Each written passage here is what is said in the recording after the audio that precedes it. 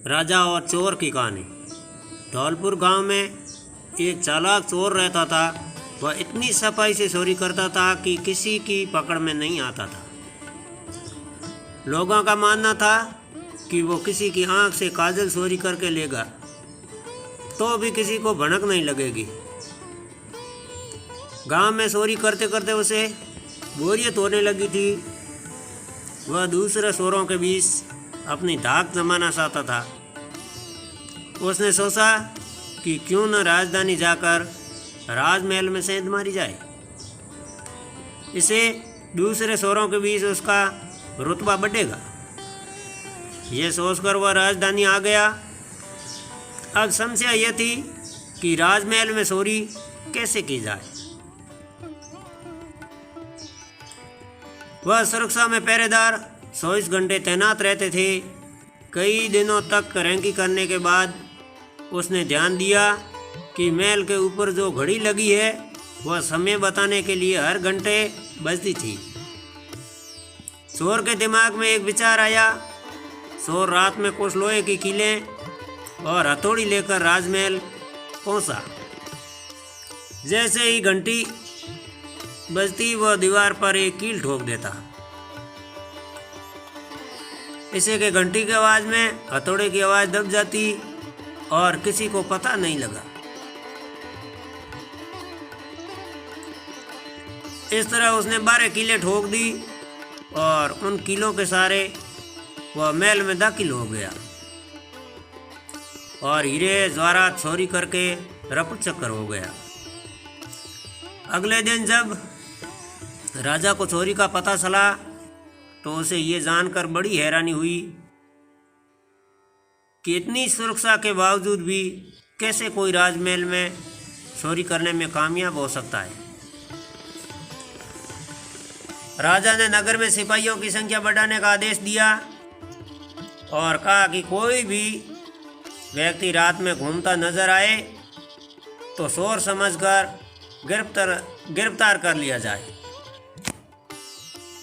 दरबार में ऐलान के वक्त चोर भी भेष बदलकर मौजूद था। उसने चालाकी से पता लगा लिया कि कौन कौन से सिपाही इस काम के लिए चुने गए हैं।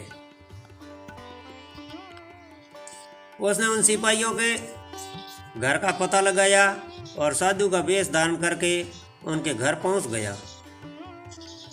वहां उसने पाया कि सभी सिपाहियों की पत्नियां साथी थी कि उनका ही पति चोर को पकड़े।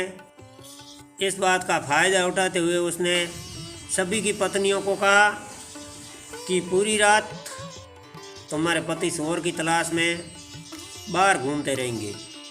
इस बीच चोर तुम्हारे पति का वेश धारण कर घर में घुसने की कोशिश करेगा। भले ही वो तुम्हारे पति की आवाज़ निकाले लेकिन तुम अंदर मत आने देना और गर्म कोयला फेंकना। इससे चोर घायल हो जाएगा और पकड़ा जाएगा। पत्नियों ने हामी भर ली और वही सिपाही पूरी रात गश्त करते रहे और चोर की तलाश करते रहे। सुबह के 4 बज गए थे। सभी सिपाही चोर को ढूंढते ढूंढते थक गए।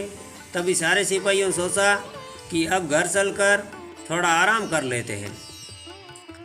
जब वे घर पहुंचते और दरवाज़ा खटखटाया तो पत्नियों ने शक हुआ।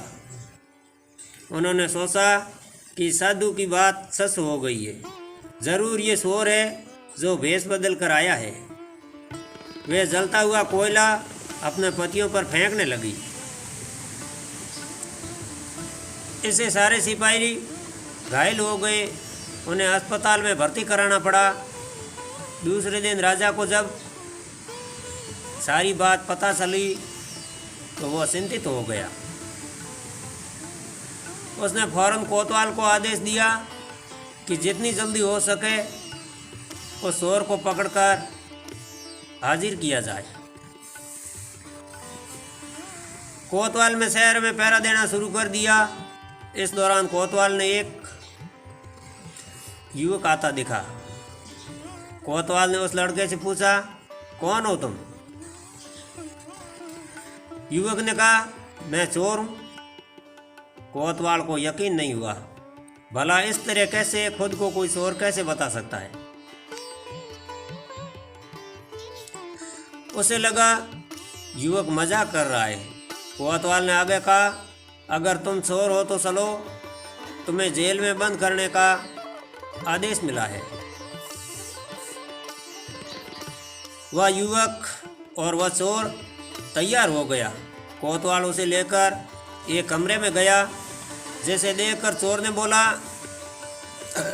कि कोतवाल साहब, इस जेल में तो कोई भी खोल सकता है।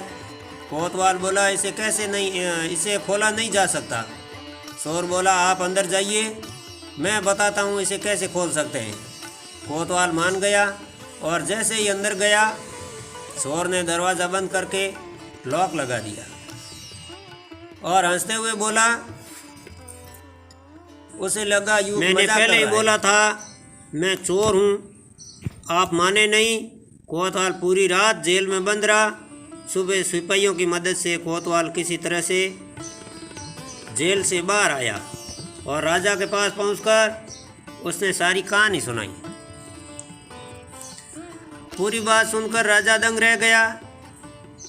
अब उसने खुद चोर पकड़ने का फैसला किया। रात होने पर राजा ने गश्त देना शुरू कर दिया। इस दौरान चोर ने साधु का वेश बनाया और एक पेड़ के नीचे धूनी जमा कर बैठ गया। गश्त के दौरान राजा इधर उधर के चक्कर काट रहा था। इस दौरान उसने पेड़ के नीचे साधु को बैठा देखा तो पूछा कि बाबा, इधर से किसी अजनबी इंसान को जाते देखा क्या? साधु के वेश में बैठा चोर बोला कि मैं ध्यान में था इसलिए देख नहीं पाया। इस दौरान राजा को एक विचार आया। उसने तय किया कि वह साधु की पोशाक पहनकर पेड़ के नीचे बैठकर नज़र रखेगा और साधु चोर को अपने कपड़ा पहना देगा ताकि वह नगर के चक्कर लगा सके। और पहले तो चोर इस बात पर राजी नहीं हुआ, लेकिन काफ़ी सरसा के बाद वह राजा के कपड़े पहनने के लिए राजी हो गया। राजा साधु के वेश में पेड़ के नीचे बैठ गया।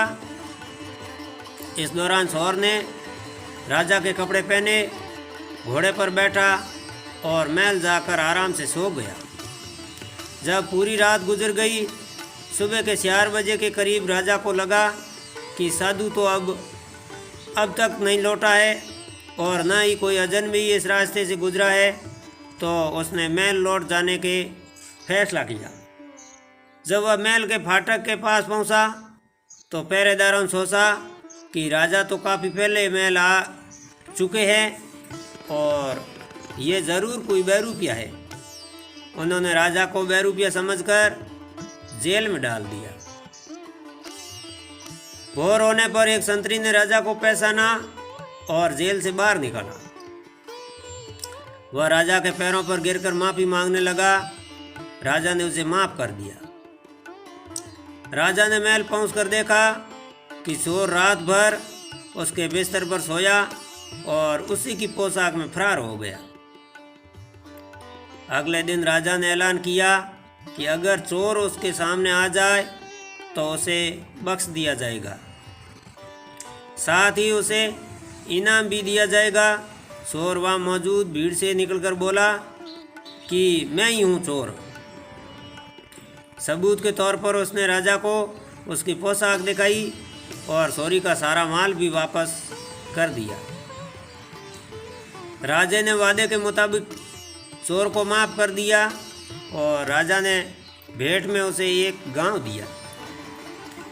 साथ ही वादा किया कि भविष्य में कभी चोरी नहीं करेगा। इस तरह चतुराई के बल पर चोर ने खुद को साबित किया और खुशी खुशी जीवन यापन करने लगा।